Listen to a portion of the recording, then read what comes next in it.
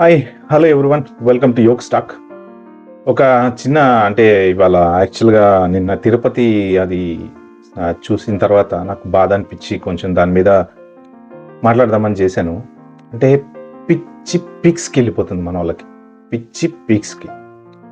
నిజంగా దేవుడు మనల్ని బతకమని సృష్టించాడు, సావమని కాదు. మనల్ని బతకటానికి సృష్టించాడు కాబట్టి మనకి బతికే హక్కు ఉంది కాబట్టి దేవుడు వచ్చి అంటే నిజంగా మనం భగవంతుడు అనేవాడిని ఎక్కడున్నా స్మరించుకోవచ్చు. గుడికే వెళ్ళి దండం పెట్టాలి అని దేవుడు నా దగ్గర గుడికి వచ్చి దండం పెట్టండి అని దేవుడు చెప్పలేదు కదా. మనము దేవుణ్ణి చూడడానికి వెళ్ళాలి అంటే ప్రశాంతమైన వాతావరణంలో వెళ్ళి ప్రశాంతంగా దేవుణ్ణి 1-2 సెకండ్లు చక్కగా స్మరించుకుని హ్యాపీగా ఆయన్ని చూసి మనకి ప్రశాంతంగా వెనక్కి తిరిగి వస్తే అది దేవుడు మనకి ఇచ్చే అదృష్టం. అంటే దేవుడు మనకి బతకటానికి ఇచ్చేటువంటి అదృష్టం అది. కానీ అక్కడికి వెళ్ళేసి అంటే జనాలు కూడా ఎంత మూర్ఖులైపోయారు అంటే ఏదో సెంటిమెంట్స్ టూ మచ్గా నమ్మేసేసి అదేంది వైకుంఠ ద్వార దర్శనం చేసుకుంటే పునర్జన్మ ఉండదు, అది ఉండదు, ఇది ఉండదు, ఈ జన్మే ఎట్టుంటుందో తెలియక జనాలు ఏడుస్తుంటే ఇంకా పునర్జన్మ గురించి ఆలోచించేంత టైం ఎందుకు మనకి? ప్రస్తుతం జన్మ గురించి ఆలోచించుకొని ఈ జన్మలో ఎలా బతకాలి, ఈ జన్మలో ఏ ఇబ్బందులు లేకుండా, ఏ రోగాలు లేకుండా, ఏ కష్టాలు లేకుండా, ఏ బాధలు లేకుండా ప్రశాంతంగా బతికితే ఇక అదే పెద్ద పునర్జన్మ మనకి.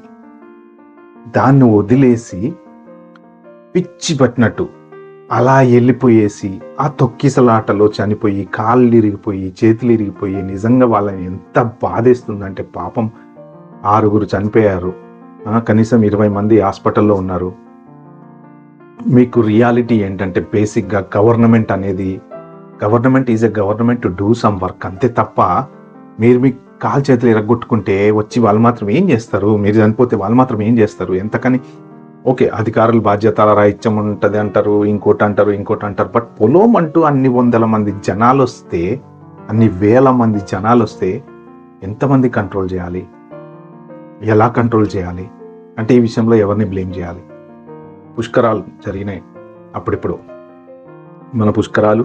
ఎగ్జాక్ట్లీ మీరు 6 గంటలకు వెళ్ళి ఏదో చెప్తారు కదా, 6 గంటలకు చేస్తేనే మీకు పుణ్య ఫలితం దక్కుతుంది అంటే 6 గంటలకు చేయటం కోసం కరెక్ట్ ఆ టైంకి వెళ్ళాలన్నట్టు వెళ్ళి ఎంతమంది చనిపోయారు అప్పుడు? దాదాపు నాకు తెలిసి ఒక 25-30 మెంబర్స్ పైన చనిపోయారు. చాలామందికి కాలు చేతులు ఇరిగిపోయినాయి. అంటే ఇది మనము కోరి తెచ్చుకునేటువంటి నష్టం. జనరల్గా యాక్సిడెంట్స్ అనేవి అన్ఎక్స్పెక్టెడ్గా జరుగుతాయి. ట్రైన్ యాక్సిడెంట్స్ జరుగుతాయి, ఫ్లైట్ యాక్సిడెంట్స్ జరుగుతాయి, తర్వాత రోడ్ల మీద యాక్సిడెంట్స్ జరుగుతాయి. దీస్ ఆర్ ఆల్ అన్ఎక్స్పెక్టెడ్ సిచ్యువేషన్లో జరిగే యాక్సిడెంట్ వల్ల మనకి జరిగే నష్టం అనేది అది డిఫరెంట్. ఇవి ఏంటంటే you are buying a trouble, అంటే మీరంతటా మీరు కోరి తెచ్చుకుంటున్నటువంటి సమస్యలు ఇవి. ఎవరు రెస్పాన్సిబుల్ దీనికి? ఎవరు రెస్పాన్సిబుల్? మీరే రెస్పాన్సిబుల్. ఎందుకు? ఓవర్ సెంటిమెంటల్గా ఉండటం వలన ఇలాంటివి జరుగుతున్నాయి. నిజంగా గీతలో శ్రీకృష్ణుడు చాలా విషయాలు చెప్పాడు. అసలు దేవుడు అనేవాడు మన హృదయంలోనే ఉంటాడంట, బయట ఎక్కడ ఉండడంట. సో అలాంటప్పుడు మనము ఎక్కడైనా దేవుని స్మరించవచ్చు. ఆ దేవుడు పాపం ఆయన ఎప్పుడు నువ్వు నాకు గుడికొచ్చి దండం పెడితేనే నేను నీకు ఇది ఇస్తాను, లేకపోతే నువ్వు అనుకున్నది సాల్వ్ చేస్తాను అని చెప్పడు. దేవుడు మనం ఎప్పుడైనా కానీ మంచిగా సుఖంగా సంతోషంగా ఉండాలనే చూస్తాడు. ఇప్పుడు మీరు సరిగా చూసుకుంటే కొంతమంది పూజలు గంటలు పూజ చేస్తారు. గంటలు పూజ చేసే వాళ్ళు ఆబ్వియస్లీ చాలా మంది అదే జీతంతో ఒక 10,000-15,000 సంపాదించుకుంటే జీవితాంతం అదే జీతంతో ఉంటారు. మరి బెంచ్ కారు కొనుక్కోలేదే, పెద్ద బంగ్లా కట్టలేదే. ఆయన భక్తి అపర భక్తి కదా. కానీ ఆ భక్తికి మెచ్చి దేవుడు ఏం చేస్తాడో తెలుసా? వాళ్ళ పిల్లల్ని పర్ఫెక్ట్గా సెటిల్ చేస్తాడు. చక్కగా యూనివర్సిటీలో సీట్లు వస్తాయి, వాళ్ళకి బాగా చదువుకుంటారు, మంచిగా సెట్ అవుతారు. ఇతను మాత్రం కష్టపడతానే ఉంటాడు. కానీ వాళ్ళ పిల్లలు చక్కగా చదువుకుంటారు, మంచి యూనివర్సిటీకి వెళ్తారు, అక్కడి నుంచి ఫారెన్ వెళ్తారు, బాగా డబ్బులు సంపాదిస్తారు. ఆ తర్వాత వీళ్ళని బాగా చూసుకుంటారు. అది దేవుడు వాళ్ళకి ఇచ్చేవారు. ఈయన గంటలు పూజ చేసినంత మాత్రాన 10,000 జీతం ₹1,00,000 అయిపోదు. తెల్లారి పొద్దున పెంచుకారు రాదు. అంటే భగవంతుడు మనకి ఇవ్వాల్సింది డెఫినెట్గా ఏదో ఒక రూపంలో మనం పూజలు చేస్తూ ఉంటే ఇస్తాడు. ఓకే, కానీ దానికోసం అని చెప్పేసి ఇలా క్రౌడెడ్ ప్లేస్లలోకి వెళ్ళి క్రౌడ్లో పాటు వెళ్ళిపోయి ఏం జరుగుతుందో తెలియకుండా అనవసరంగా మన ప్రాణాన్ని మనమే పోగొట్టుకుంటే ఎవడు రెస్పాన్సిబుల్? గవర్నమెంట్ వస్తుంది, ఎక్స్క్రేషియా ఎక్స్క్రేషియా ఎక్స్క్రేషియా. ఏం ఎక్స్క్రేషియా? సచ్చిన తర్వాత ఇంక ఎక్స్క్రేషియా ఏంటి? 10 లక్షలు 15 లక్షలు ఏం చేసుకుంటారు? 10 లక్షలు 15 లక్షలు అవి రావాలంటే ఆఫీసులు చుట్టూ తిరిగి తిరిగి తిరిగి తిరిగి ఎప్పటికో ఇక మళ్ళీ ఆ చేతులు తడిపి వచ్చే డబ్బులు వస్తాయి. రాకపోతే ఇప్పటికీ నేను ఈ మధ్యన అప్పుడెప్పుడు వీడియో ఒకటి చూసా, ఆ బస్సులో కాలిపోయిన వాళ్ళు పాపం ఇంకా వాళ్ళు తిరుగుతున్నారంట, డబ్బులు రాలేదని చెప్పి ఎవరో అన్నారు. అంటే ఒక గవర్నమెంట్ దగ్గర నుంచి డబ్బులు తెచ్చుకోవడం అంత ఈజీ పని కాదు. బట్ అసలు మనిషే పోయిన తర్వాత మన అల్లు అర్జున్ విషయంలో కూడా జరిగింది, అది తొక్కిసలాట జరిగింది. ఒక మహిళ చనిపోయింది, పాపం ఆ మహిళని తిరిగి తీసుకురాగలమా? ఆ కుటుంబానికి ఆ పిల్లోడు చావు బతుకులో ఉన్నాడు. 2 కోట్లు ఇస్తే 3 కోట్లు ఇస్తే ఆ ప్రాణం వస్తుందా? You cannot bring that back కదా. పోయిన ప్రాణాన్ని డబ్బులు ఇచ్చి తీసుకురాలేం కదా. ఎందుకు అవసరమా? ఆ రోజే ఫస్ట్ పొద్దున్నే వెళ్ళి మనం సినిమా చూసేసి మన జీవితాన్ని నాశనం చేసేసుకోవాలన్నా? తెల్లారు చూడలేమా? ఏమైతే అంత పిల్లోడి కోరిక తీర్చే అంత గొప్ప తల్లిదండ్రులు పిల్లోడి కోరిక ఏది తీర్చాలి? చక్క మంచి బయటికి తీసుకెళ్ళండి, హ్యాపీగా హోటల్లో ఇంత తిండి తినిపించండి, లేకపోతే వాడు పిల్లోడు మంచి చదువుకుంటా అంటే వాడు ఏ యూనివర్సిటీలో చదువుకుంటారు ఆ యూనివర్సిటీలో జాయిన్ చేయండి, ఏ స్కూల్లో చదువుకుంటారు, ఇలాంటివి కోరికలు తీర్చండి. ఓకే, తల్లిదండ్రులు కూడా కోరికలు తీర్చడంలో కూడా ఏంటంటే బైక్ అడిగితే బైక్ కొని పెడతాడు, వర్రయ్యని పోతే ఎక్కడో గుద్దుకుంటారు, కింద పడతారు, కాలు ఎరుగుద్ది. ఎవరు రెస్పాన్సిబిలిటీ? మీరే రెస్పాన్సిబిలిటీ. పిల్లోడు పాపం బైక్ అడిగాడు, కొనిపెట్టాడు. అంటే ఇవన్నీ ఏంటంటే మనం చేతులారా చేసుకునేవి. అంటే మీ పిల్లోళ్ళ మీద మీకు నమ్మకం ఉంది కానీ చెప్పాలి కదా. ఎస్ నేను బండి కొనిపెట్టా, అదేంటి నువ్వు జాగ్రత్తగా వాడుకోవటానికి. ఇప్పుడు ఫోన్ ఉంది, phone is for communication, not for conversation. Okay, so అలా చూసుకుంటే ఫోన్ కమ్యూనికేషన్లో వాడుకుంటే మనం ప్రశాంతంగా ఉంటాం. కానీ ఆ ఫోనే జీవితం అయిపోయింది ఇప్పుడు. అంటే మిస్యూజ్ చేస్తున్నామా, యూజ్ చేస్తున్నామా? సో అలా ప్రతిదీ డిఫరెన్స్ అనేది యూజ్ మిస్యూజ్ 2 రకాలుగా ఉంటుంది. కాబట్టి నిజంగా నాకు అనిపించేది ఏంటంటే ఇలాంటి పరిస్థితులు మీరు దయచేసి తెచ్చుకోకండి. ప్రశాంతంగా ఉండండి, ఖాళీ ఉన్న గుడికి వెళ్ళి చక్కగా దర్శనం చేసుకోండి. దేవుడు అనేవాడు ఎప్పుడు కూడా భయపడి భక్తి పెంచుకోవద్దు, భక్తిలాగా పెంచుకోండి.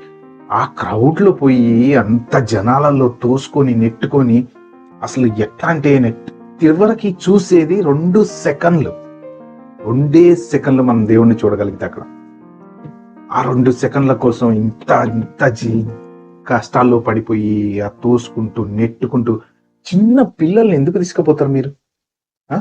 ఆ పిల్లోడు ఇట్లంటే నలిగిపోతారు. చిన్న పిల్లల్ని నెత్తిన పెట్టుకొని, నేను చూశాను కొన్ని వీడియోలు, నెత్తిన పెట్టుకొని చిన్న పిల్లల్ని ఆ క్రౌడ్లో నెట్టుకొని తీసుకొని పోతున్నారు. ఎందుకంత కష్టాలు కొని తెచ్చుకుంటారు? మనల్ని బతకటానికి పుట్టించాడు దేవుడు, చావటానికి కాదు. దయచేసి ఈ విషయం తెలుసుకోండి. మీరు ఓకే ప్రశాంతంగా బతకండి, మంచిగా గొడవలు లేకుండా ఏం లేకుండా లైన్లలో చక్కగా హ్యాపీగా వెళ్ళి, అధికారులు కూడా ఎంతవరకు చేయగలుగుతారో అంతవరకే చేయగలుగుతారు. సో ఇప్పుడు దీన్ని కొంతమంది మిస్యూజ్ చేసుకుంటారు. ఏదో ఇందాక ఒక న్యూస్ ఏదో చూసా, ఏదో కుట్రంట. అంటే నిజంగా మన దగ్గర నోరుంటే ఏదన్నా మాట్లాడతారు, దీనికి కుట్రైంది యాక్సిడెంటల్ జరిగిన దానికి. సో కాబట్టి ఇలాంటివి జరుగుతూ ఉంటాయి, మీరు మాత్రం జాగ్రత్తగా ఉండండి. సో ఇలాంటి క్రౌడెడ్ ప్లేస్కి వెళ్ళమాకండి, ఎందుకంటే క్రౌడెడ్ ప్లేసెస్లో సిచ్యువేషన్స్ చెప్పుకునేంత గొప్పగా ఏమి లేవు ప్రతి చోట.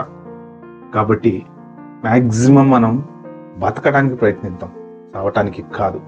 ఎందుకంటే ఆల్రెడీ మొన్న కోవిడ్ వచ్చి బోల్డ్ అంతమంది పోయారు, ఈ రోగాలు అనేవి వచ్చి కొంతమంది పోతున్నారు.